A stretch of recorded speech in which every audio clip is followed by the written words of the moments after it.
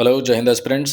तो आप सभी को पता है हम लोग डिस्कस कर रहे हैं यूपीएससी 2025 के एग्ज़ाम के लिए और सब्जेक्ट है मूल विधि संविधान सामान्य ज्ञान। अभी तक मैंने 4 सेट्स ऑलरेडी सॉल्व करवा दिए हैं, ये है सेट नंबर 5 और आशा है कि आप लोग बेहतर तैयारी कर रहे हैं और क्वेश्चंस आप ज़्यादा से ज़्यादा अटेम्प्ट कर पा रहे हैं। वीडियो के लास्ट में जितने भी क्वेश्चंस आप सही करते हैं उनको ज़रूर लिखना नंबर, और अगर कोई भी सवाल इस पूरी वीडियो के दौरान मैं जो पूछता हूँ वो सवाल भी उसका आंसर जो है वो आप ज़रूर कमेंट बॉक्स में लिखा करिए। चैनल को अगर अभी तक सब्सक्राइब नहीं किया है तो प्लीज़ डू इट। शुरू करते हैं। सबसे पहला question, which among the following is a subject included in the state list under the 7th schedule of the Indian constitution. आप सभी को पता है भारत के संविधान के 7वें अनुसूची में 3 सब्जेक्ट्स हैं, सॉरी 3 लिस्ट्स हैं जिनके अंडर सब्जेक्ट्स आते हैं। तो वो 3 लिस्ट कौन सी हैं? यूनियन लिस्ट, स्टेट लिस्ट और कॉन्करेंट लिस्ट। तो वही पूछ रहा है कि इनमें से कौन सा ऐसा सब्जेक्ट है जो कि स्टेट लिस्ट में आता है।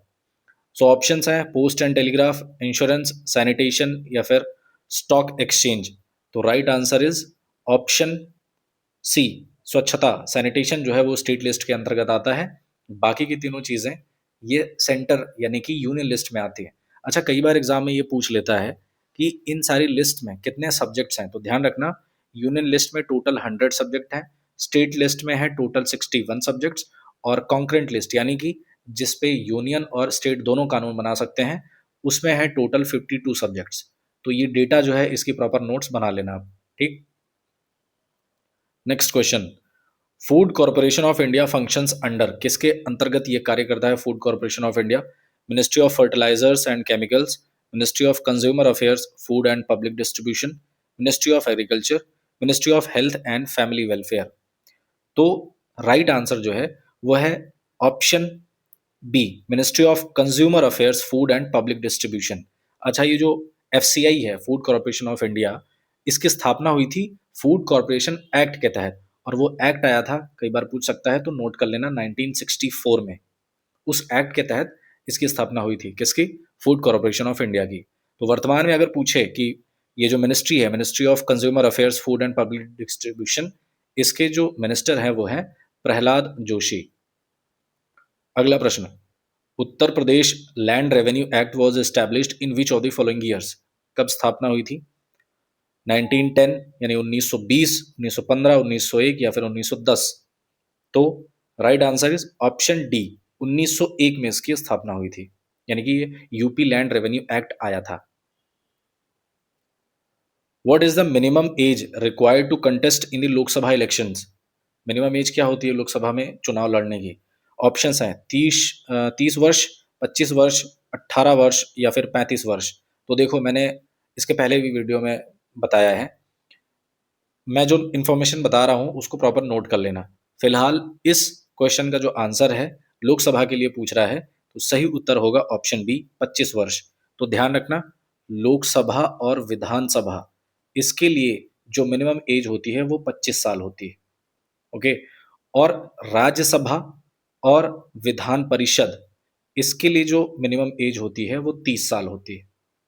इसकी नोट्स बना लेना, 2-3 बार पढ़ लोगे फिर कभी ये क्वेश्चन आपसे गलत नहीं होगा, चाहे वो राज्यसभा का पूछे, विधान परिषद का पूछे, विधानसभा का पूछे या लोकसभा का पूछे, आप हमेशा इस आंसर को सही टिक करेंगे।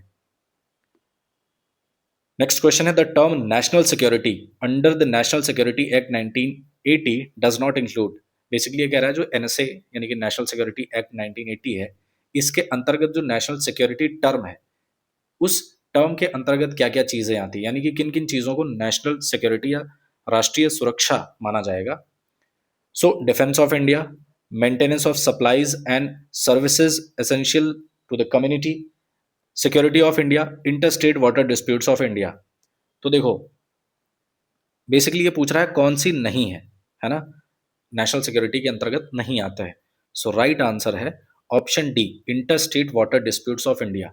ये जो भारत के राज्यों के बीच में जो पानी को लेकर मतभेद होते हैं, कई बार काफी वाद विवाद होता है, तो ये इंटरनल मैटर है, ये नेशनल सिक्योरिटी में नहीं आता। दो स्टेट्स के बीच में अगर वो मैटर है तो वो दोनों स्टेट आपस में मिलकर उसको सॉर्ट आउट कर सकते हैं। लेकिन अगर बाकी की चीज़ों पे हम ध्यान दें, डिफेंस ऑफ इंडिया, पूरे भारत की सुरक्षा की बात आती है तो नेशनल सिक्योरिटी का मैटर होगा। फिर maintenance of supplies and services essential the community, है ना, कम्युनिटी के लिए जो आवश्यक चीज़ें हैं सर्वाइवल के लिए, ये सारी चीज़ें नेशनल सिक्योरिटी के अंतर्गत आती हैं। और साफ साफ इसमें सिक्योरिटी ऑफ इंडिया लिखा है, तो भारत की सुरक्षा तो इसमें आएगा ही ऑब्वियसली। ठीक है, so according to this question right answer is option D. Next question, what is the retirement age for a supreme court जज इन इंडिया? तो भारत में सुप्रीम कोर्ट के जज की रिटायरमेंट एज क्या होती है?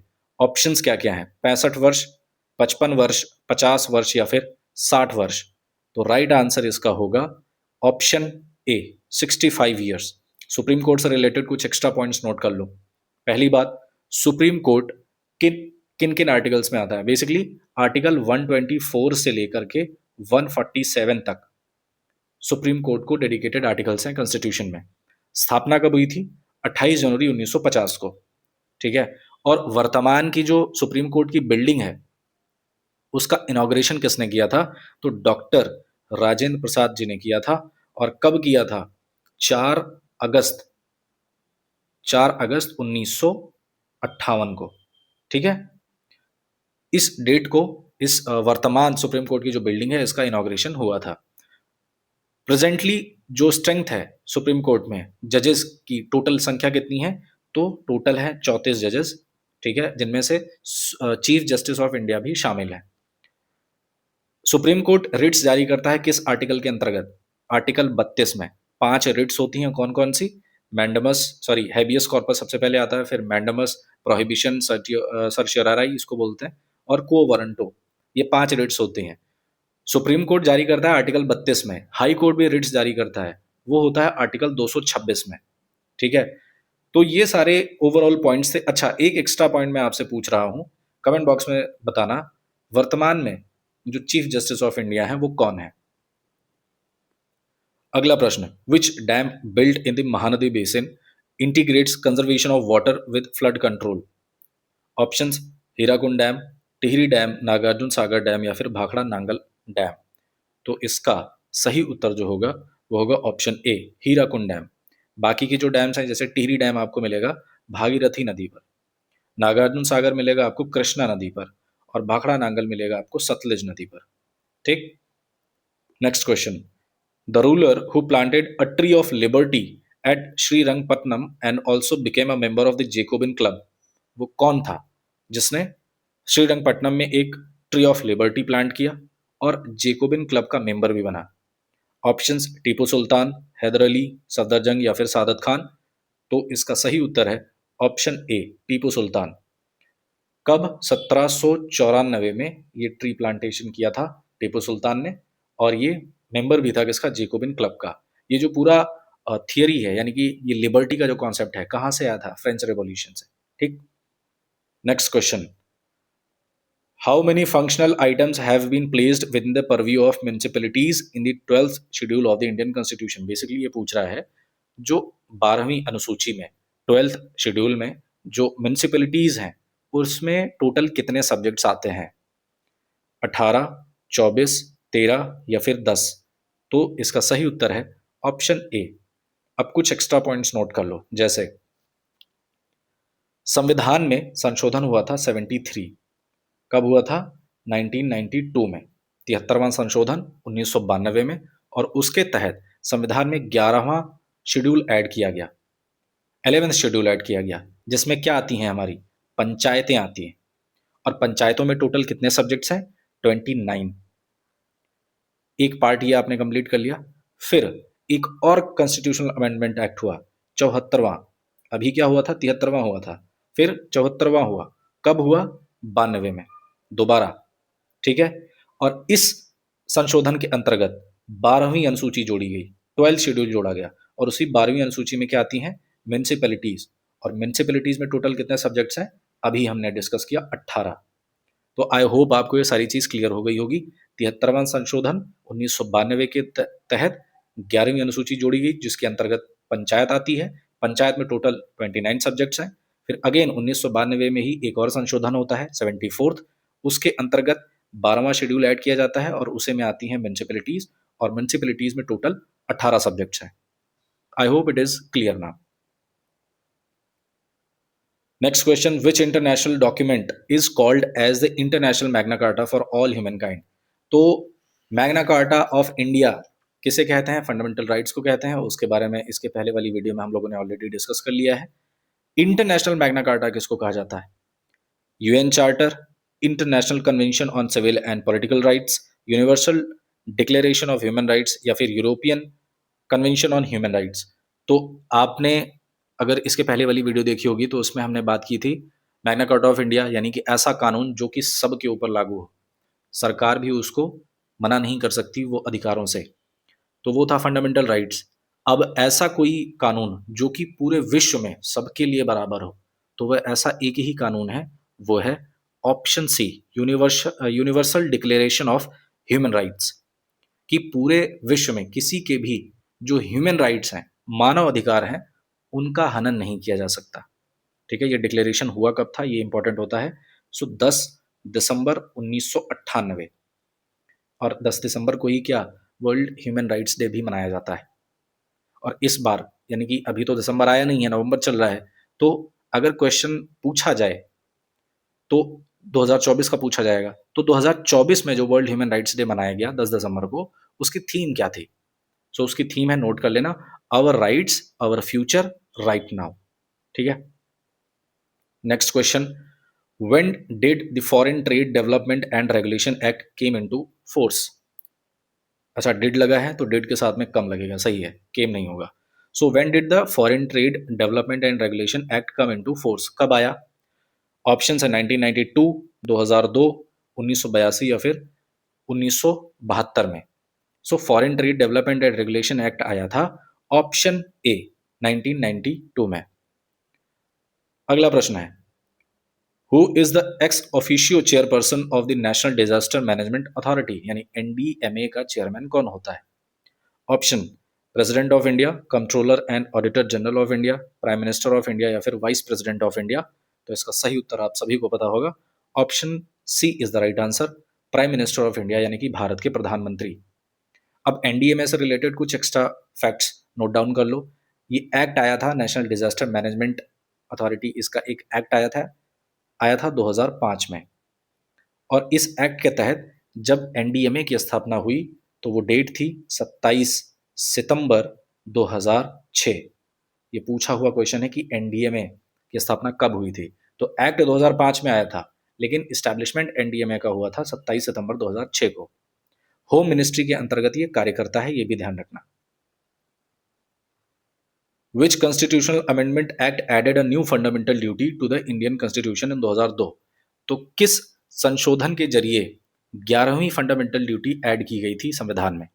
ऑप्शंस हैं 86th अमेंडमेंट, 62nd, 99th या फिर 74th। तो राइट आंसर जो है वो है इसका ऑप्शन ए, 86th अमेंडमेंट। तो देखो, फंडामेंटल ड्यूटी से रिलेटेड अगर हम कुछ एक्स्ट्रा पॉइंट्स नोट करें तो संविधान में संशोधन हुआ था 42वां, समय था 1976, और इस संशोधन के तहत पार्ट 4A ऐड किया गया संविधान में, और इसी पार्ट 4A के अंतर्गत आर्टिकल 51A डाला गया, और इसी आर्टिकल 51A के अंतर्गत आते हैं हमारे फंडामेंटल ड्यूटीज। तो जब ये फंडामेंटल ड्यूटीज आई थी कॉन्स्टिट्यूशन में तब सिर्फ 10 ही थे, लेकिन एक और अमेंडमेंट हुआ, कौन सा?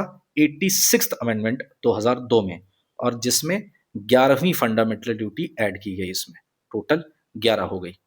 और वो फंडामेंटल ड्यूटी है क्या? तो जो बेसिक एजुकेशन होती है बच्चों की 6 साल से लेकर 14 साल तक की, उनको जो एलिमेंट्री एजुकेशन दी जाती है वो फ्री ऑफ कॉस्ट, वो तो स्टेट का मैटर भी होता है, और पेरेंट्स की भी ये ड्यूटी बनती है कि उनको वो शिक्षा दी जाए।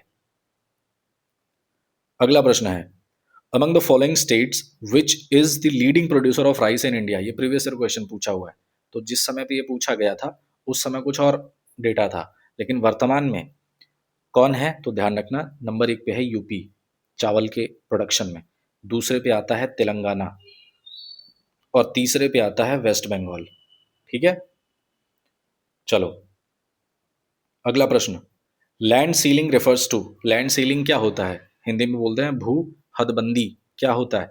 Fixation of maximum limit beyond which nobody can hold any land, fixation of minimum limit beyond which nobody can hold any land, fixation of fixed limit beyond which nobody can hold wetland, या फिर fixation of maximum limit beyond which nobody can hold agricultural land. तो इसका सही उत्तर है option A, fixation of maximum limit beyond which nobody can hold any land, यानी कि एक सीमा होती है जिसके पार जाकर के आपके पास अधिकार नहीं होता कि इससे ज्यादा आप जमीन अपने नाम रख सको, उसी को लैंड सीलिंग कहते हैं। ठीक है, आपने गाँव में सुना होगा कि कई कई बार लोग आपस में बात करते हैं, कोई एक बहुत बड़ा आदमी होगा उस एरिया का, तो लोग बोलेंगे भाई उन्होंने इतनी ज़मीन खरीद ली कि अब उनका अकाउंट ही ब्लॉक हो गया है, यानी कि अब वो अपने नाम पे ज़मीन खरीद ही नहीं सकते, मैक्सिमम लिमिट क्रॉस कर चुकी है ना? तो वही होता है, क्रॉस नहीं कर चुकी है, मैक्सिमम लिमिट खत्म हो चुकी है।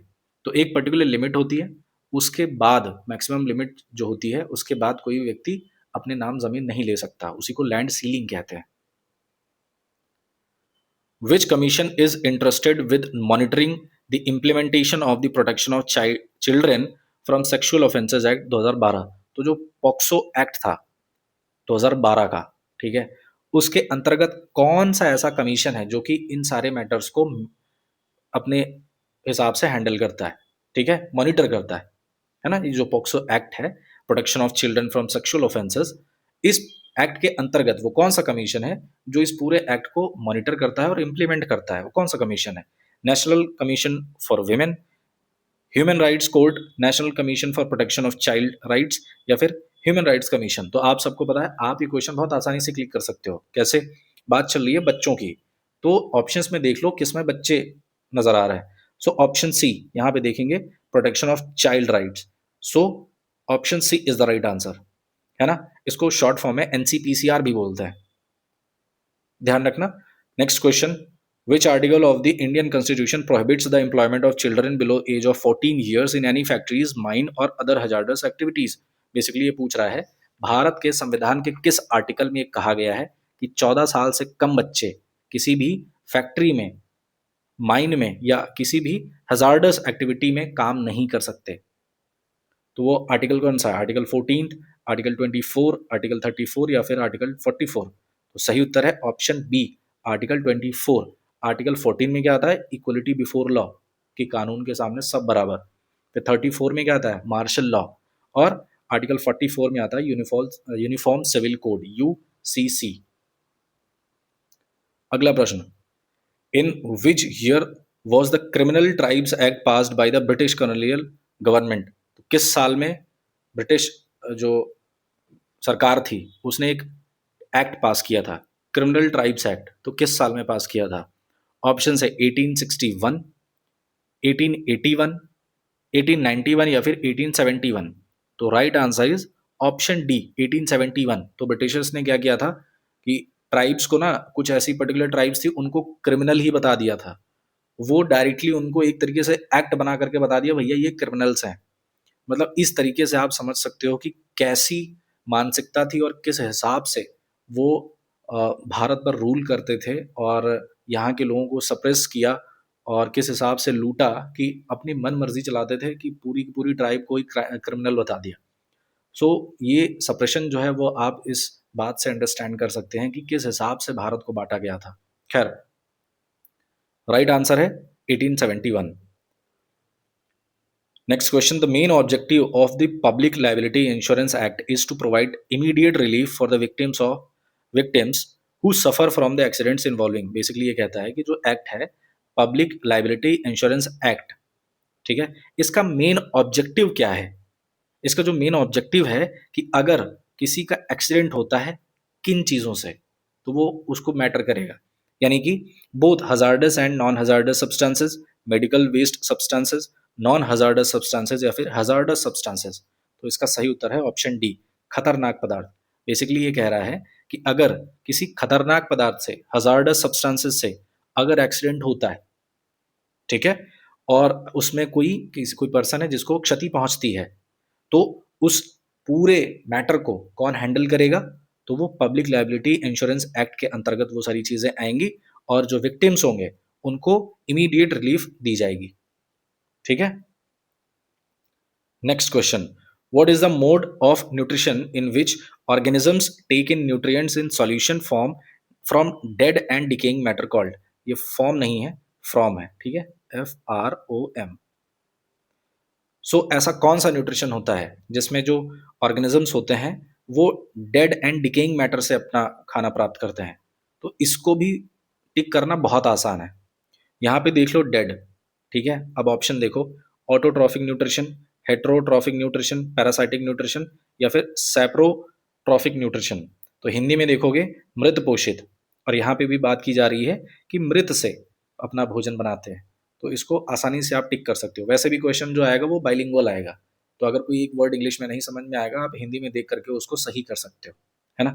सो इस क्वेश्चन का राइट आंसर है ऑप्शन डी, यानी कि ऐसे ऑर्गेनिजम्स जो कि मृत पदार्थ पर अपना जीवन व्यतीत करते हैं उनको सैप्रोट्रॉफिक न्यूट्रिशन के अंतर्गत रखा जाता है। अच्छा, ऑटोट्रॉफिक न्यूट्रिशन में क्या होता है, जो ऑर्गेनिजम्स होते हैं वो अपना भोजन खुद बनाते हैं, जैसे पेड़ पौधे या स्वयं से अपना भोजन बनाते हैं, तो इस पर्टिकुलर भोजन बनाने की प्रक्रिया को ऑटोट्रॉफिक न्यूट्रिशन कहा जाता है। हेट्रोट्रॉफिक में विषम पोषी होते हैं, ठीक है, दूसरे पर भी निर्भर करते हैं, खुद से भी बनाते हैं। पैरासाइटिक न्यूट्रिशन में टोटली दूसरे पर डिपेंड करते हैं, जैसे आपने देखा होगा टिक्स होती हैं, जैसे आपने डॉग्स को देखा होगा, डॉग्स में क्या होता है वो छोटे छोटे कीड़े चिपके होते हैं उनके शरीर में, वो पैरासाइट्स होते हैं, ठीक है। वो अपना भोजन खुद नहीं बनाते, वो कहाँ किसी एक पर्टिकुलर जानवर की बॉडी पे चिपक गए और उसी का खून चूसते हुए अपना शरीर का पालन पोषण करते हैं। ऐसे न्यूट्रिशन को पैरासाइटिक न्यूट्रिशन कहा जाता है, ठीक है। ऐसे बहुत सारे आपने पेड़ पौधों में भी देखा होगा कि एक पेड़ देखा होगा और उसमें एक कुछ टाइप की लताएं होती हैं, वो उसमें चिपकी हुई होती हैं और उन्हीं से अपना भोजन बनाती हैं, उन्हीं पे वो जिंदा रहते हैं। सो उसको पैरासाइटिक न्यूट्रिशन बोलते हैं। Next question, every year the human development report HDR is published by, कौन पब्लिश करता है HDR यानी कि human development report? Options, world economic forum, international monetary fund, new development bank या फिर यूनाइटेड नेशंस डेवलपमेंट प्रोग्राम, इसको short form में UNDP भी कहा जाता है। तो सही उत्तर है ऑप्शन डी, UNDP। और UNDP की बात करें तो इसकी स्थापना हुई थी 1965 में। हेडक्वार्टर्स अगर पूछे तो बता देना New York. Next question, the outbreak of Minamata disease was caused due to pollution of water by. तो ये जो एक डिजीज है मीना माता, ठीक है, इस डिजीज के लिए जो बेसिक चीज होती है, मतलब किसकी वजह से ये डिजीज होती है ये पूछ रहा है, और खास करके ये पानी से होता है। लेकिन पानी में कौन सी ऐसी चीज मिल जाती है जिसकी वजह से पानी पोल्यूट हो जाता है और ये फिर डिजीज होती है, मीना माता डिजीज? ऑप्शंस में लेड जिसको सीसा कहते हैं, आर्सेनिक, कैल्शियम या फिर मरकरी, पारा। तो सही उत्तर है ऑप्शन डी, मरकरी यानी कि पारा। तो अगर पानी में मरकरी घुल जाए तो उससे पानी हो जाएगा पोल्यूट, और वो पानी अगर कोई पीता है तो वो उसको डिजीज का सामना पड़ेगा। वो कौन सी बीमारी है, रोग है मीना माता डिजीज। और इसको क्यों कहते हैं मीना माता डिजीज? क्योंकि इसका पहला केस ही जापान में एक जगह है मीना माता, वहां पे आया था। इसी वजह से, चूंकि मीना माता जो जगह है वहां पे पहला केस इसका पाया गया, तो इस वजह से उस जगह के नाम पे ही इस डिजीज का नाम पड़ गया, मीना माता डिजीज। और ये पहला केस आया था 1956 में, ठीक। सो इतने सारे पॉइंट्स हैं, ध्यान रखना। The power of the government to take over the property of a private person for public purposes is called, यानी कि जो गवर्नमेंट के पास एक पावर होती है ना कि जो किसी पर्टिकुलर प्राइवेट पर्सन, कोई एक आदमी है उसकी जमीन को ले लिया, ये गवर्नमेंट के पास पावर होती है। ऐसा नहीं है जबरदस्ती हड़प लेते हैं, उसका कंपनसेशन भी दिया जाता है, लेकिन गवर्नमेंट को अगर जरूरत होती है तो वो जमीन ले लेते हैं, भले उसका 10 गुना कंपनसेशन गवर्नमेंट देती है, लेकिन भाई ले तो लेते ही हैं। सो इस पर्टिकुलर जो टेक ओवर है इसको क्या कहते हैं, इस अधिकार को, सरकार का ये जो अधिकार है इसको क्या कहा जाता है? ओनरशिप, एमिनेंट डोमेन, बोना वैकेंशिया या फिर एस्चीट? तो इसका सही उत्तर है ऑप्शन बी, एमिनेंट डोमेन, जिसको हिंदी में कहा जाता है अभिग्रहण अधिकार, ठीक है। Next question, which of the following articles of the Indian constitution provides for the office of the advocate general for the states? तो स्टेट्स में एडवोकेट जनरल्स होते हैं, तो किस आर्टिकल के अंतर्गत आते हैं? ऑप्शन आर्टिकल 170, आर्टिकल 160, आर्टिकल 165 या फिर आर्टिकल 148? तो सही उत्तर इसका है ऑप्शन सी, आर्टिकल 165। तो स्टेट में जो एडवोकेट जनरल होते हैं उन्हीं की इक्विवेलेंट एक पोजीशन होती है सेंटर में, आर्टिकल 76 में, ठीक है। और आर्टिकल 76 में कौन सी पोजीशन आती है? अटॉर्नी जनरल की। तो जैसे सेंटर में अटॉर्नी जनरल होता है वैसे स्टेट में क्या होता है? Advocate general. अब जैसे कि मैंने आपको बताया था कि आर्टिकल कैसे याद करें, इन दोनों में से अगर किसी एक का भी आर्टिकल होगा तो दूसरा आप बता दोगे। अगर एजी का आर्टिकल पता है कि भैया एजी के लिए 76 होता है, तो इस 76 में 89 ऐड कर दो, आपको स्टेट के लिए वही वैकेंसी मिल जाएगी। तो 89 ऐड करोगे आ जाएगा 165, और 165 एडवोकेट जनरल। ठीक है। 170 में क्या आता है? Composition of legislative assemblies. 160 में आता है discharge of the functions of governor in certain contingencies. फिर 148 तो बहुत कॉमन है, सीएजी आता है। ठीक है, controller and auditor general of India. वर्तमान में कौन है? के संजय मूर्ति। अगला प्रश्न, preamble was held to be a part of the constitution of India in the case of. तो किस केस में कहा गया था कि भैया जो हमारा प्रियम्बल है वो कॉन्स्टिट्यूशन का ही हिस्सा है? बहुत फेमस केस था। Sangram Singh versus election tribunal, Keshavananda Bharati versus state of Kerala, express newspaper private limited versus union of India, या फिर Bhim Singh versus state of Haryana.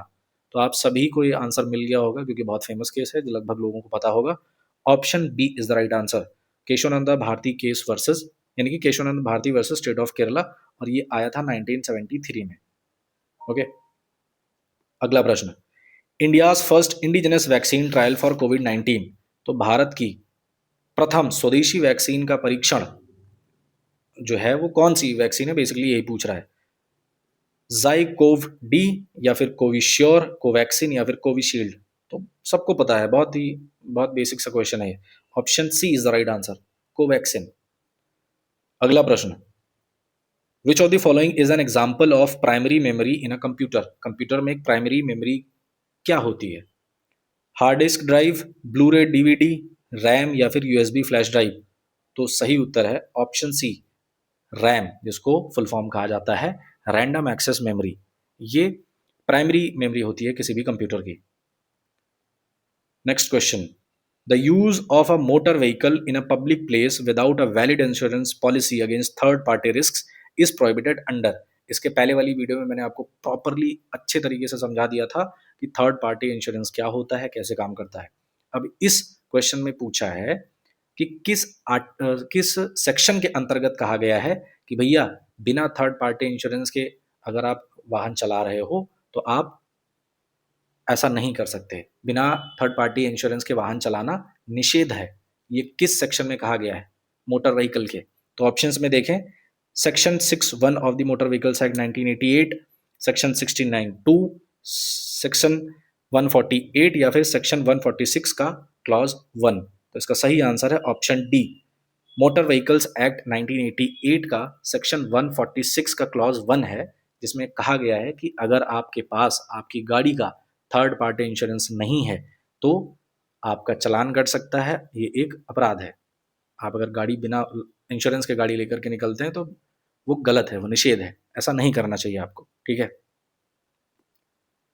Next question, who has the authority to create और अबॉलिश स्टेट लेजिस्लेटिव काउंसिल।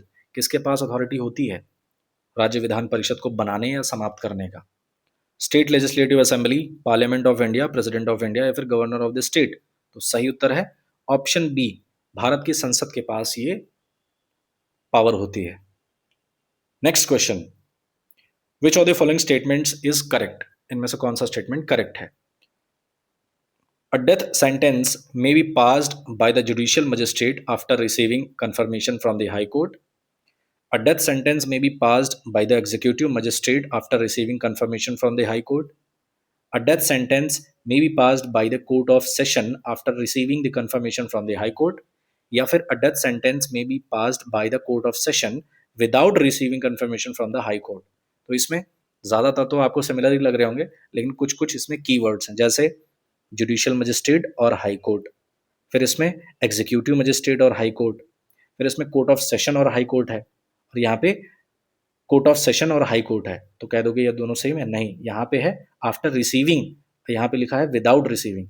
तो इस हिसाब से चारों options अलग अलग हैं। तो सही उत्तर क्या है? इसका सही उत्तर होगा ऑप्शन सी, यानी कि डेथ सेंटेंस जो है, जो डेथ सेंटेंस है वो कब दिया जा सकता है? जब हाई कोर्ट से कंफर्मेशन रिसीव होगी, उसके बाद कोर्ट ऑफ सेशन जो है वो डेथ सेंटेंस पास करेगा। सो इस हिसाब से सी वाला कौन सा है? Option D is the right answer, केवल सी सही है इसमें।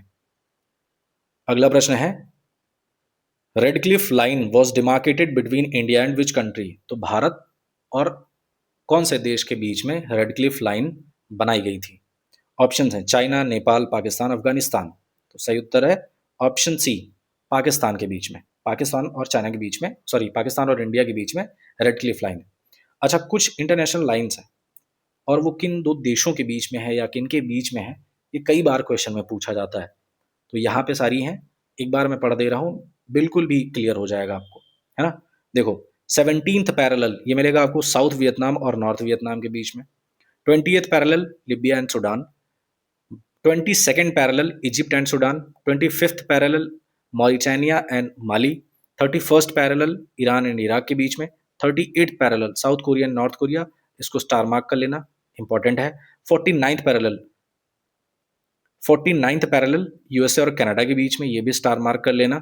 डूरन लाइन पाकिस्तान और अफगानिस्तान के बीच में, आपको पता ही है। हिंडनबर्ग लाइन पोलैंड और जर्मनी, ये पीसीएस में पूछा हुआ क्वेश्चन है, ठीक है, यूपी पीसीएस में। मैकमोहन लाइन चाइना और इंडिया के बीच में है। मैजिनॉट लाइन जर्मनी और फ्रांस के बीच में। मैनरहेम लाइन रशिया और फिनलैंड के बीच में। ऑर्डर नीसे लाइन पोलैंड और जर्मनी के बीच में है। रेड क्लिफ लाइन अभी हमने देखा, इंडिया और पाकिस्तान के बीच में। सिगफ्रीड लाइन फ्रांस और Germany. Blue line Lebanon and Israel, ये कई बार क्वेश्चन पूछा जा चुका है और चूंकि अभी इसराइल का मैटर काफ़ी ज़्यादा ट्रेंडिंग में भी था, तो हो सकता है ये क्वेश्चन भी पूछ ले। तो ब्लू लाइन किसके बीच में? लेबनान और इसराइल के बीच में, इंटरनेशनल बॉर्डर है। ग्रीन लाइन, या जिसको यूएन बफर जोन भी कहते हैं, ये रिपब्लिक ऑफ साइप्रस और टर्किश साइप्रस के बीच में है। तो आई होप ये सारी चीज़ें आपको क्लियर हो गई होंगी। इसका प्रॉपर नोट्स बना लेना या स्क्रीनशॉट भी ले लो, बाद में नोट कर लेना। अगला क्वेश्चन है, the ideal of justice social economic and political expressed in preamble of the Indian constitution has been taken from. तो जो जस्टिस का आइडिया है, और वो भी किस टाइप का justice? Social justice, economic justice and political justice, ये प्रीएम्बल में हमारे मेंशन है। तो ये पूछ रहा है कि ये आइडिया कहाँ से लिया गया। ऑप्शंस हैं Russian revolution, American revolution, French revolution या फिर ग्लोरियस रिवॉल्यूशन। तो इसका सही उत्तर है ऑप्शन ए, रशियन रिवॉल्यूशन से जस्टिस का कॉन्सेप्ट लिया गया है।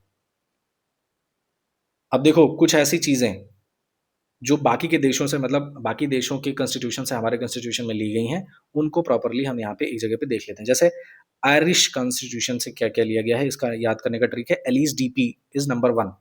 क्या क्या है? एलिस से इलेक्शन ऑफ प्रेसिडेंट, डीपीएसपी और nomination of members to Rajya Sabha. ये सारी चीजें कहाँ से ली गई हैं?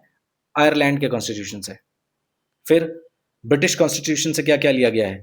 पहली ट्रिक है पाले बिस्किट और दूसरी ट्रिक है sign by is a complex law.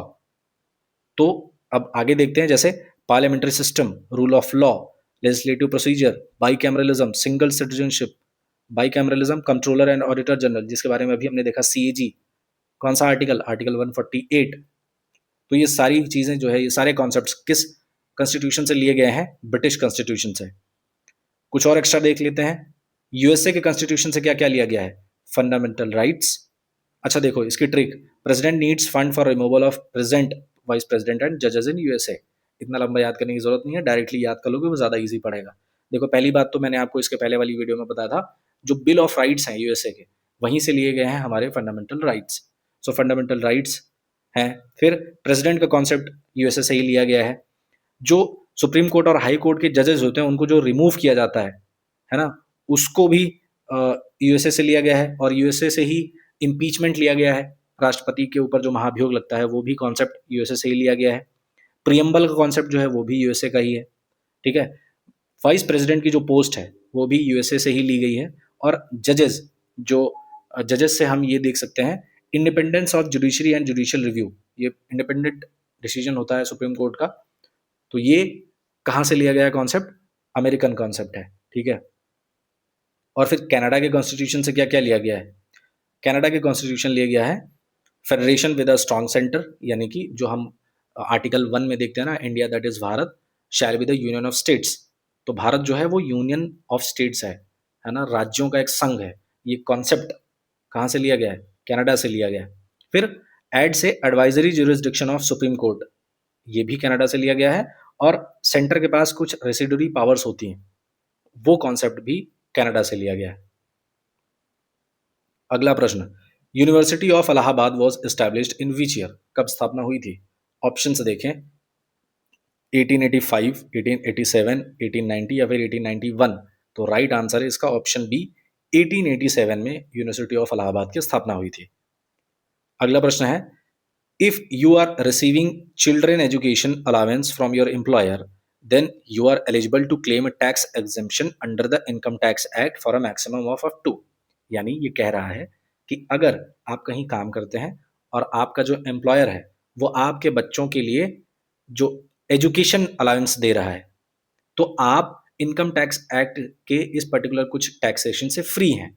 लेकिन कितने बच्चों के लिए ये सीमा है? तो ऑप्शंस हैं 4 बच्चे, 1 बच्चा, 3 बच्चे या फिर 2 बच्चे। तो सही उत्तर है ऑप्शन डी, 2 बच्चों का अगर आप एजुकेशन अलाउंस ले रहे हैं अपने एम्प्लॉयर से तो यू आर एग्जेम्प्टेड, है ना, आप एलिजिबल हैं, क्लेम कर सकते हैं टैक्स एग्जेम्पशन। ठीक है, next question, union public service commission serves all or any of the needs of a state on the request of. UPSC जो है वो आवश्यकता को पूरा करता है राज्य की, लेकिन उस राज्य की आवश्यकता को पूरा करने के लिए कोई ना कोई तो रिक्वेस्ट करता होगा कि भाई हमारा ये काम है इसको कर दो।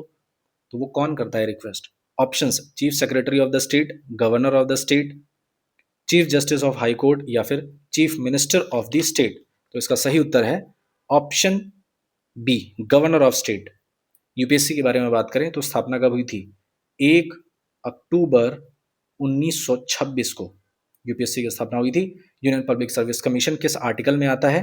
संविधान के आर्टिकल 315 में आता है। पहले चेयरमैन कौन थे? रॉस बेकर थे। और वर्तमान में जो चेयरमैन है डॉक्टर अजय कुमार, किसके? यूपीएससी के। अगला प्रश्न है, the public authorities are exempted from disclosure of certain information such as. जो हम लोग आरटीआई वगैरह लगाते हैं तो किसी भी इंफॉर्मेशन को चाहिए होता है तो हम आरटीआई लगा देते हैं, आसानी से मिल जाती है। लेकिन कुछ ऐसी चीज़ें होती हैं जो सूचना के घेरे के अंतर्गत नहीं आती, यानी कि उसकी सूचना आपको नहीं दी जा सकती। तो वो कौन कौन सी चीज़ें हैं? ऑप्शंस में दे रखा है, information relating to intellectual property of rights, बिल्कुल सही। Information received in confidence of by a foreign government, बिल्कुल सही। अगर आप विदेशी सरकार द्वारा कोई विश्वास में प्राप्त जानकारी है गवर्नमेंट के पास तो गवर्नमेंट उन सब चीज़ों को आपको नहीं दे सकती जानकारी। तो बी वाला भी ऑप्शन सही है। तीसरा, trade secrets, it is also right. Information affecting sovereignty and integrity of India, बिल्कुल सही। तो चारों ऐसी चीजें हैं जिनके बारे में अगर आप आरटीआई लगाते हैं, इंफॉर्मेशन मांगते हैं, तो सरकार के पास अधिकार है कि वो इंफॉर्मेशन आपको नहीं दे सकती। सो ऑप्शन कौन सा सही है? Option B is the right answer, A B C D. अगला प्रश्न, अब ये बाकी के जो 3 4 5 क्वेश्चन बचे हैं ये करंट अफेयर के क्वेश्चन है और डेफिनेटली आपके एग्जाम में पूछेगा ही पूछेगा। ठीक है, तो प्रॉपर प्रैक्टिस करते रहो, नोट्स बना लेना। The 15th national voters day, 15वां national voters day was celebrated across the country on 25th January. The theme of 25th the theme of 2025 national voters day was, मतलब बेसिकली ये पूछ रहा है कि 25 जनवरी को 15वां नेशनल वोटर्स डे मनाया गया और इस बार ये जो 2025 का नेशनल वोटर्स डे था इसकी थीम क्या थी? ऑप्शंस हैं, electoral literacy for stronger democracy, making our voters empowered, vigilant, safe and informed, no voter to be left behind या फिर nothing like voting, I vote for sure. तो सही उत्तर है option D, nothing like voting, I vote for sure. 2024 में भी यही था और इस बार भी यही है, इसी को कंटिन्यू किया गया है। ठीक है, next question, 2025 has recently been declared as the International Year of Glaciers Preservation. The first World Glacier Day was celebrated on. तो 2025 का जो इंटरनेशनल, मतलब इस 2025 को international year of glaciers preservation घोषित किया गया। तो उस हिसाब से पहला वर्ल्ड ग्लेशियर डे कब मनाया गया? ऑप्शंस, 14 फरवरी 2025, 21 मार्च 2025, 1 मई 2025 या फिर 5 जून 2025। तो सही उत्तर है ऑप्शन बी, 21 मार्च 2025।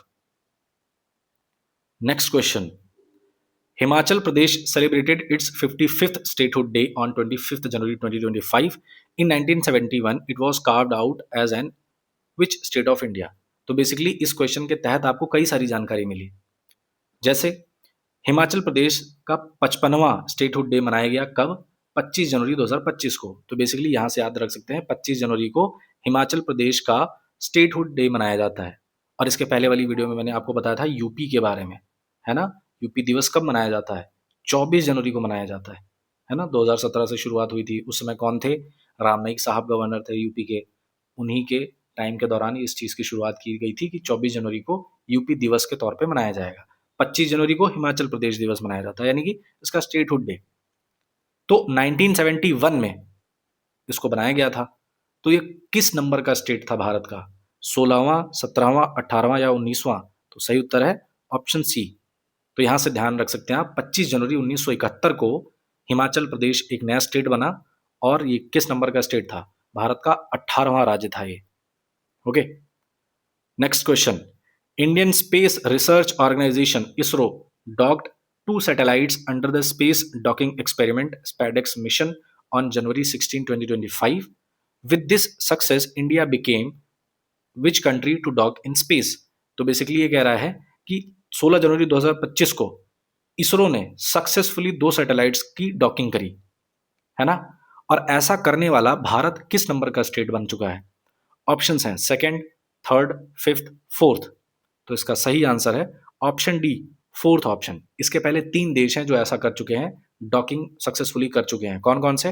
नंबर 1 पे है यूएसए, दूसरे पे है चाइना, तीसरे पे है रशिया, और चौथे पे हमारा भारत।